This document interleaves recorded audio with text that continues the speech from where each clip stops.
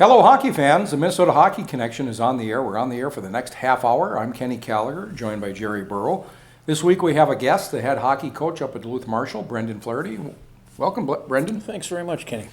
Jerry? Not the first time we've done this, and we're going to talk high school hockey with Brendan. And I think this year there's a lot more, at stake, but you got a game with Duluth East that's on your schedule this year. First topic, dive right into it? Yeah. With the Hockey Mafia here. The deep end. Jerry's the don of the Duluth Hockey Mafia.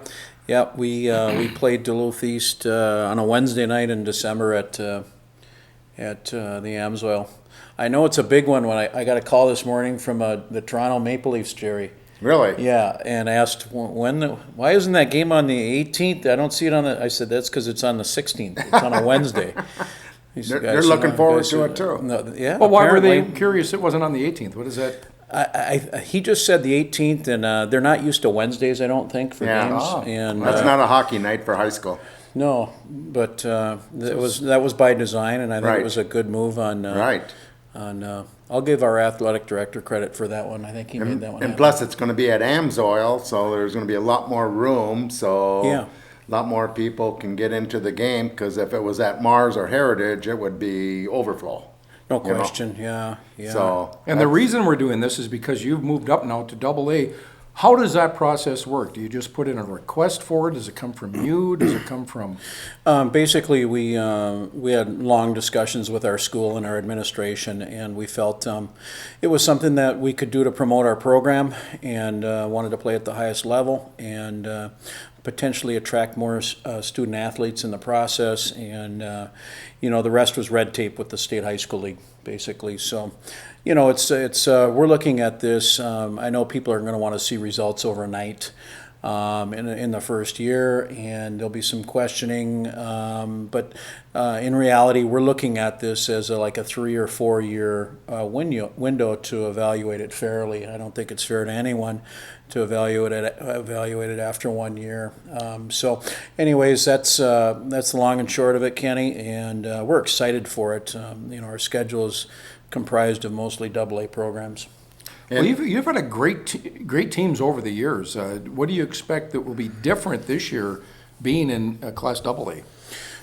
Not a whole bunch. I mean, the schedule is stiffened a little bit for sure, and it's we still basically have about the same amount of kids that come out, and even when we were in single A, Kenny, we played the Benelds and the St. Thomases over the years, Right. the Rosevilles. I'm looking at the schedule here. And the Minnetonkas over the years, the Cloquets, and so we added a few more AA programs. got and East, and you got Brainerd. we added Brainerd, Chaplain Park. East, and Champlain, and Rapids is always a team that we've played normally just about every year. Added Holy Angels, so Holy Catholic Family, very strong program. We Right. played them last year, had a battle down there with them. So it's more of that. There's not a lot of reprieve on our schedule. There's not a lot of relief as we look at this schedule, but we keep things in perspective, and we look at every day as an opportunity for our program to get better. So how do you you play in the Lake Superior Conference, in which you have the Jamboree tomorrow night, where you guys are going to play one period with Cloquet, Hermantown, and Duluth-Denfield.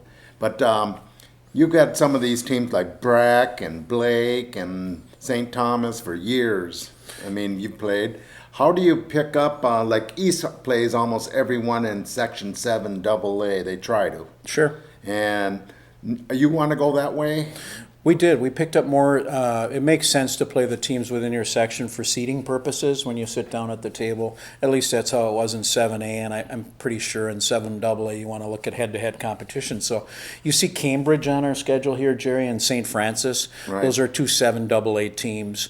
And, of course, we already have Cloquet and Grand Rapids. Right. Anyways, we picked up East. We tried to get five. Andover and what's the other powerhouse down there? Elk River.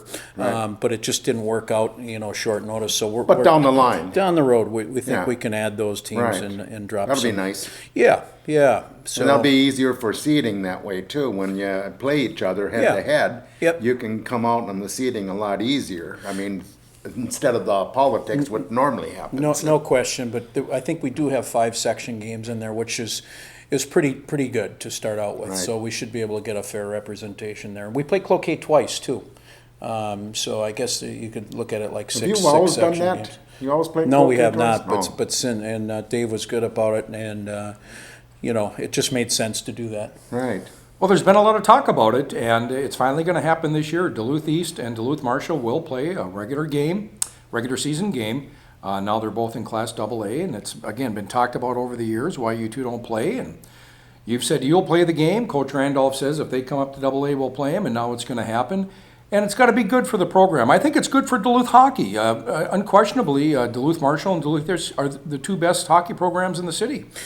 Yeah, no question. I think, you've had the rivalry with East and Cloquet over the years, and Hermantown and Marshall, and now there's just another additional rivalry, potential rivalry that can be reestablished. And it's interesting, and hopefully it'll help with maybe draw some kids that, might go to the game that night and they're 5, 6, 7 years old and say, I want to play hockey. This was a big decision for the school to make, to go jump up there. But you were saying 3 or 4 years probably. So are you making that, is the school making that commitment that they'll give you a chance to get this program going, or 2 year, isn't it 2 years? That Initially, you can we go thought it down? was a 4-year, commitment, but apparently it's 2 years. Right. But I don't know. I think, in reality, we have a really good core of freshmen in our program. After 2 years, we're not sure we're going to want to go back to single A. We think our better years are ahead here. And like I said, I just think it's more fair to evaluate something like this, a big move like this after a few years. Plus, the Hilltoppers are bringing up the girls program now too by themselves, right? Yeah, no, they have a varsity and junior varsity levels at the high school level. Yeah. For the girls. Yeah. Oh, good. Yeah. Well, let's talk about the current team. Some of the seniors that you hope will lead the way this year. Yeah, no question.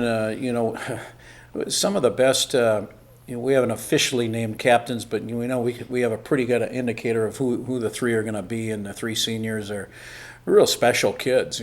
Good students, and just go through a wall for you. And just really good kids. Lane Krenzen, Peter Lenz, and Johnny Hansen. Although Johnny just got injured Saturday, a real stud defenseman for us, big tough kid. We're hoping it's not serious, but it looks like it could be something that could really affect our season here with a bad knee injury. So we'll find out more on that after the MRI. And but those 3 are tremendous leaders on and off the ice. It just doesn't get much better. Goaltending over the years, you've had any more grandkids coming up through the Paul ranks? No, I think we had Gonna be a 4 few or years 5 out of yet, them. eh? I wish we did. Yeah. They're all good hockey players, Yeah. and that's a good one. That's a good point. We always had the brother combinations. The Pauls, the Mahonies, the Kozlaks, the Dodds, the Connollys. Yeah, And they're all good. So you knew you were getting a good younger brother Sure. there sooner or later, and that was, it's just something that. We haven't quite seen as much recently, although we have a Krenzen and then a younger Krenzen, Right. and we have 2 Pete Pedersen brothers that are good hockey players. So and 2 Staubers right now, 3 Staubers. Oh, my. Although one of them, great. the younger one, got hurt last year. Any Flahertys? No more Flahertys. No, boy. we had 2 Flaherty twins. They were in no relation, but right. those brother combinations are needed. Yeah. That's Right. just that's a lifeline for us. Sure. But the Pauls, no. No more Pauls. And you open your season with Cloquet a week from tonight out there at Cloquet, don't you? Yeah, kind of a Oh, weird my. Monday night. They've done it before, I guess, where they've played on Mondays. We never have. But anyways, we scrimmaged Lakeville on Saturday, and a little more assessment there North? for us. South. Okay. They have a good team this It's year, supposed too. to be very good, yeah. Right. So we're playing, we're already, right out of the chute playing, we scrimmaged Rosemount, and Woodbury was really good, much improved this year. I thought they were very good. We scrimmaged them last Saturday. So, we're learning a lot as we go here. We haven't even scratched the surface of what we want to what we want to employ with some of our things with our kids, and just haven't had time to get there. So, it's going to be a good month, we feel, till we're all on the same page and committed to what we want to do. Well, we're taping on Monday. Tuesday, you have the Jamboree. As a coach, what are you evaluating? Are you still looking at who might be on the varsity squad as opposed to the JV squad in this Jamboree? Yeah, we pretty much selected our team. We didn't have a lot of kids out, and we did have to make some cuts, but we don't have a lot of kids, and we have Kenny, 4 or 5 kids, what we'd call tweeners, and they bounce back and forth between the JV, and we feel that's not a punishment for these kids. It's more of a development tool. And in some years, we wished we would have played some of our third liners, our six defensemen a little more in JV, actually, because they get more confidence and they build and they can play more. And then they also play in the varsity. So we're going to do more of that this year, where some of our kids are going to do more double time. Well, I would imagine that even though it's the Jamboree, these boys, they want to go out. They're going to be playing against an opponent that they want to win these games. And they're going to be in real game situations to start the season, or before the season starts. Yeah, the Jamboree is kind of a funky, format. And I think we get 15-minute. Do you know? No, they've raised it to 17 this year. 17, minutes. Okay, yeah. So we'll play a period basically against 3 different teams. And these kids probably know most of these other kids from the other teams. Oh yeah, for sure. Yeah, they know. I got a question. You just lost one of your longtime coaches, Jason Watt, that went over to Daha to head the Duluth Hockey Association. And who are your coaches this year? We have Jason. Jason left, as you mentioned, to Daha, and we're going to miss Jason. Although he's said he's still going to help out with it as a consultant, on the stands, nice. and I'll watch from the stands. But Dale Jago is back. Oh, good. Dale's back, and we have Bill Owens as a new coach on our staff this year. Bill was at St. Thomas Academy for years as an assistant and a JV coach, and then he was a head coach at St. Paul Academy for 3 years. And he landed a job up here and reached out to us, and the timing was right, knowing we were going to lose Jason. So Bill's going to be working with our forwards, and Dale with our defensemen, and then we have the full complement of good coaches with our junior varsity. So we're set. We got the pieces are in place. Good. So what are you looking forward for this first year in AA? I mean, what do you want this team to get out of this first year? I'd be happy if we could compete. Looking at this schedule here, we don't have a lot of kids. We're not very deep. We'll go to bat with the kids we have. We can't endure any injuries. We just can't afford, to go through that. I looked at. We were on the ice the other day and playing Woodbury, and they're loaded with the big kids, juniors and seniors. According to their coach, and he's high on his team this year, and we got scored on, and I looked at our kids coming off the ice. We had 2 freshmen, 2 sophomores, and 1 junior coming off the ice. I couldn't get too upset. They're learning. Right. We're all learning. So realistically, we want to compete. If our kids work hard, we want to have fun this year. We think it's lost some time in all of this with the competitiveness, and we want our kids to have fun. And last year was a shining example. We just had, it just doesn't get much better from an experience, a high school hockey experience last year. Geez, we started out 10-0, but aside from that, our seniors were great. We had a lot of fun. We won a lot of games. I think we won 19 games last year. We lost in the final game to get to state to our nemesis in Hermantown, but aside from that, it was just a great year, and all our kids had fun, and they played. We had, 2.5 lines, 3 lines, and no one was complaining about ice time. Well, being a high school coach is such a different dynamic than being perhaps a college coach, but certainly a professional coach, because you expect at the professional level for your guys to perform. Whereas in the high school, you've got to sometimes say, okay, these are kids. Absolutely. They're still learning the game. They might do something that's completely away from maybe what they were taught or should do, but yet you've got to tell yourself that you got to put yourself in their their shoes for sure. And you got to remember when I was 15, 16 years old, how do you want to be treated? and you can't lose sight of that fact. And you see some high school coaches that treat it like a junior program, and we can't do that. Does that maybe take some pressure off you as a coach to some degree, as opposed to somebody at a higher rank?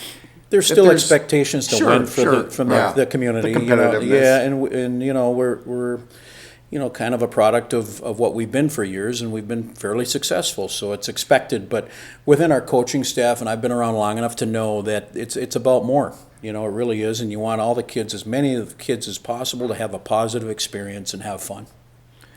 How much are you involved with the scheduling? Very much. Oh, yeah? I'm looking at this, man. You got East and Rapids are both going to be around that top 5 area, I think, this year. You got Hermantown for sure is number 1 in A. Yep. You got Benil's going to be in the top 10. St. Thomas will be right there in the top 10.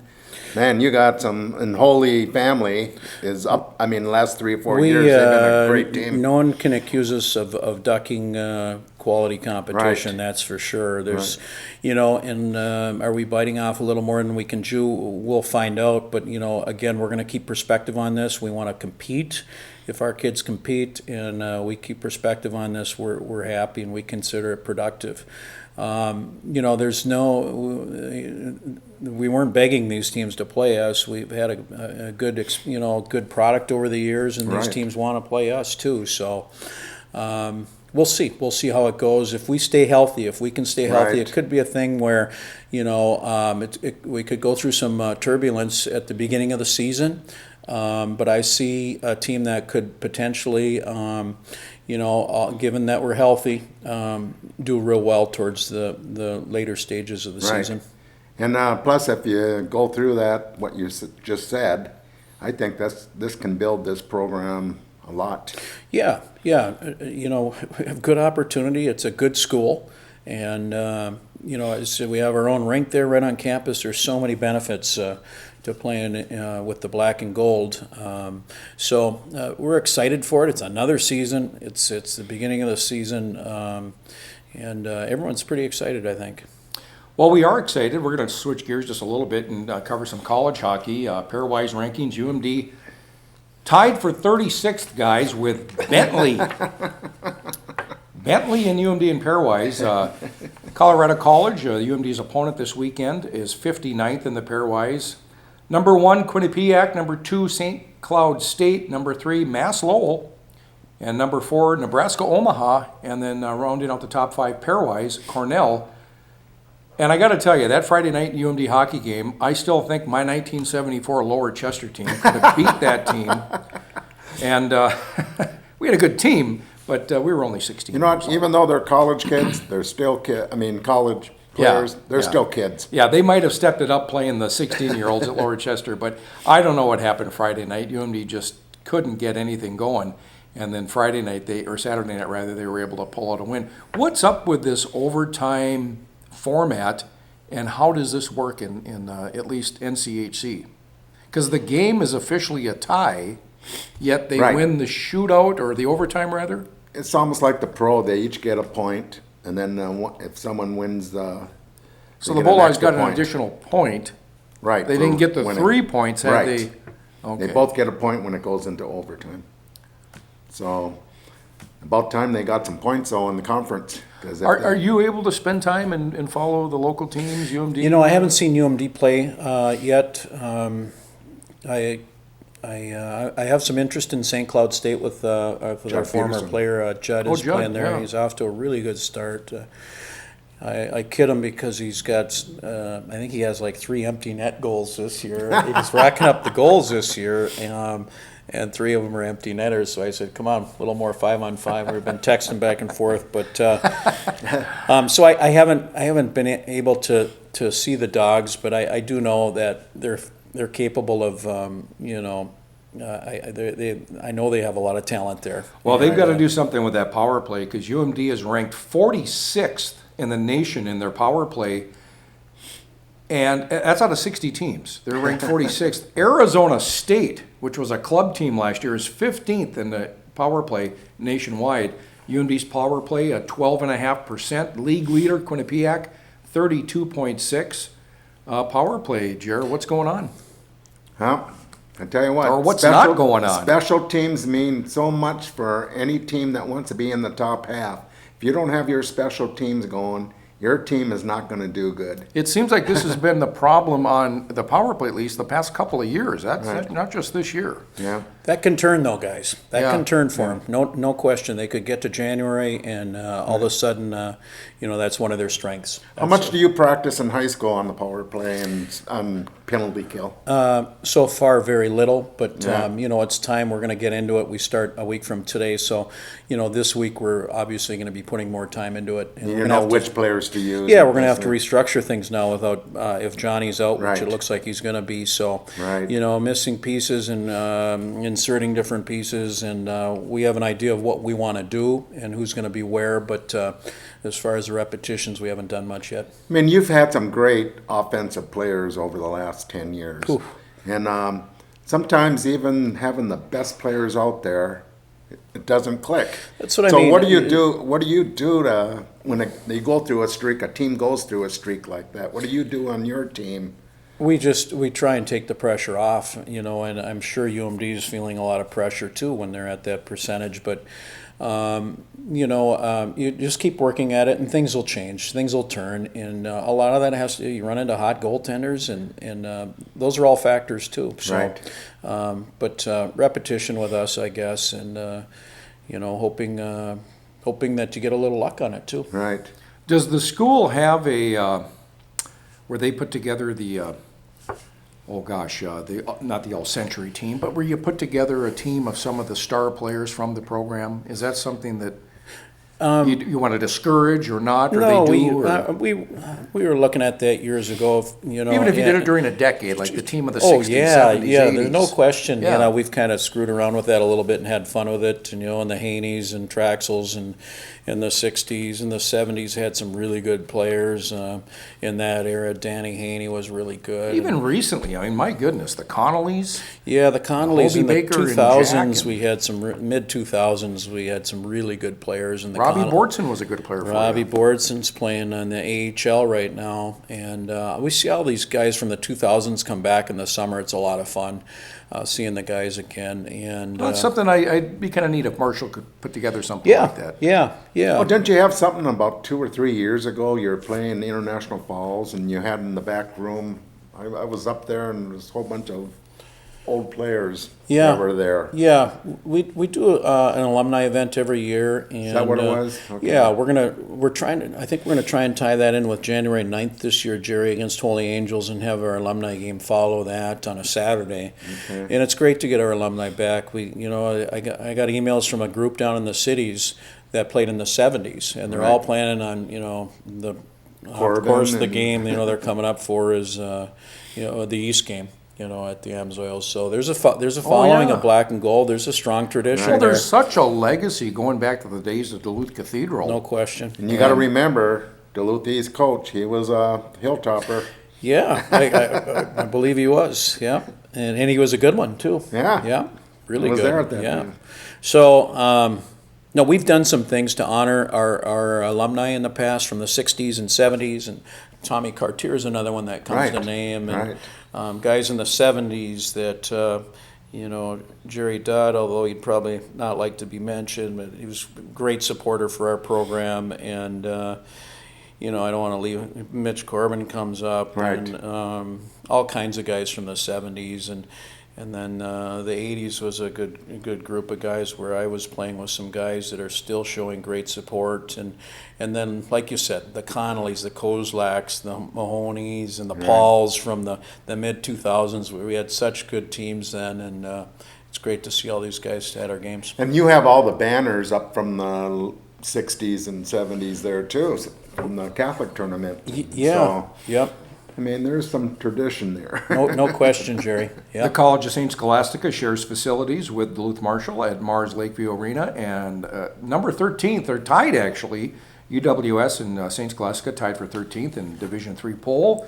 Scholastica 1-1 in conference play, 2-1-1 overall. They'll play Northland Friday at 7 o'clock at Mars Lakeview, and then they'll travel to Ashland on Saturday. UWS will host St. Norbert at Westman Arena on Friday, and Saturday they'll host Marion.